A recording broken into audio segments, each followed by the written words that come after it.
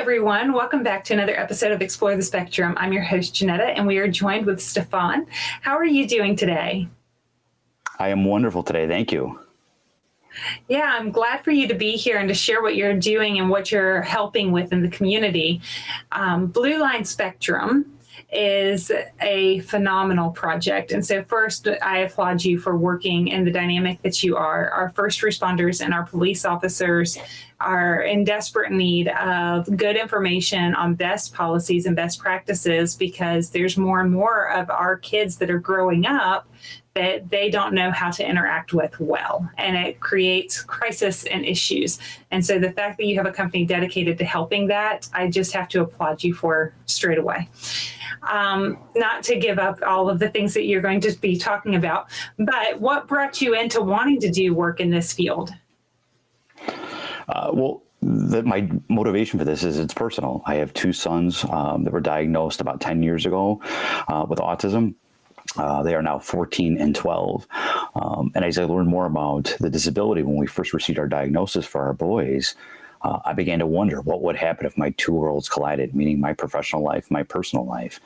And do we as police officers really understand some of the characteristics and behaviors that you're going to see when you're interacting with someone that has autism? And the more I looked into it, the answer was no.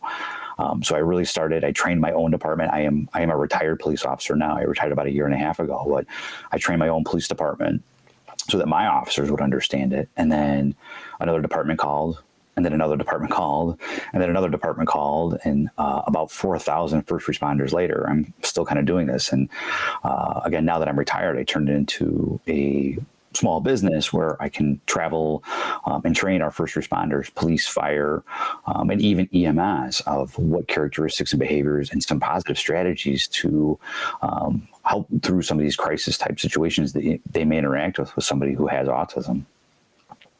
Yeah, from my understanding, and I could have this fact wrong, but I heard this at a conference not long ago, that interaction with police or with law enforcement is the second leading cause of death for a lot of kids in our community. And it's because of either being put into a facility of some sort. It's because somebody might, expect a hostile reaction out of one of our kids because they're so what's the word I'm looking for? They're just unexpected in their approach, right? Our kids will jerk and they'll do things that are sudden. And the last thing you want to do in front of a police officer is anything sudden. No sudden movements is pretty much the key to getting through everything seamlessly. And so, it could be so innocent and land you in the eyes of somebody and they don't know that you're doing it. And especially with the communication barrier that is tied in with it, they can't tell you very easily what's going on with them. And so this is becoming, and we've got so many kids aging into adults. And so now you have a 6-foot person who is intellectually behaving more like a 6-year-old, but to a police officer that doesn't know them, they're a threat. And they've been trained that they are, so having to figure out that balance is paramount. And I know that the need is great and that police officers want the training because they want to know how to differentiate.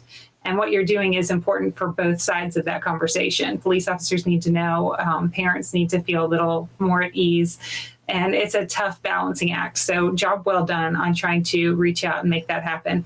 If you were to tell any parents right now what some tips would be to teach their children, what would be some ideas that we can share with them? I think one of the most important things I tell parents is get to know your local agency. Get to know your police department, your fire department. Take your loved one there. Let them interact with the officers in a non-crisis type setting. Have them get comfortable with the badge, the uniform, and some of the things they might experience during an interaction with a law enforcement officer. It's really critical. And we know, like most of our kids who are on the spectrum, like change is difficult, right? Unexpected is difficult. But if you now have a frame of reference of how this interaction may go or interacting with that individual or that officer or that department, that is critical. So I strongly suggest parents go meet with their local agencies. Another thing that is available to parents is a special needs registry. And basically what that is most law enforcement agencies in the country have it, where you're pre-registering your loved one that has a disability so that when the officers receive a call at that address or from that phone number or with that individual, an alert will pop up that they have an intellectual or developmental disability or suffer from a mental illness. And really what it is for police officers, we don't know what we don't know. And if we don't know going into that interaction what we're interacting with, we're left to kind of decide in a moment what we're interacting with. But if we have that information ahead of time, we can better respond, use different strategies and tactics to make that interaction positive for that individual and the officer as well. So really, I tell parents, be proactive in doing this. Don't wait till you have a crisis type situation. If you're calling law enforcement for the first time and your loved one has never interacted with law enforcement, that's where we saw some of our issues. Yeah, I think that's really good advice, and I hope that the folks that are listening right now take that advice and run with it, because the rigidness of how our kids operate, if we can ease some of those tensions in between, that would be phenomenal to set up a game plan of communication going forward. Now, do you only operate in your geographic area, or are you traveling to different parts of the country now and doing some of your services? If somebody's wanting to reach out to you, how would they get a hold of you and maybe be able to get you to come and train folks in their area? I do travel. I've done quite a few officers in Tennessee, the West Coast a little bit in the Seattle area. So I am available to travel. The best way to reach me is through my website. It is www.bluelinespectrumsafety.com. And you can message me right to the website. Email me. We can definitely set something up. I strongly encourage departments to do it. There's a handful of instructors in this country that are actually teaching this, but we know the need, the demand is greater than what we have available. And there's only a handful of officers with our backgrounds that are doing this. And so I strongly encourage departments to do it. Some states are mandating this training. Illinois is one of those. There's current legislation that's pending where law enforcement officers will be required to have training relating to autism, which is wonderful, but many states do not require it. And that's a very difficult situation. So I applaud those departments for being proactive and seeking out the training for their officers. Agreed. Well, what a wealth of information you are, and a treasure you are to our community. Thank you for stepping up and seeing the need and deciding to fill that gap for us. I appreciate that, not only for me as a parent of somebody that has a child on the spectrum, but I appreciate it for all of the different families out there that get nervous about not being there in the moment when something could go sideways. Thank you for joining us.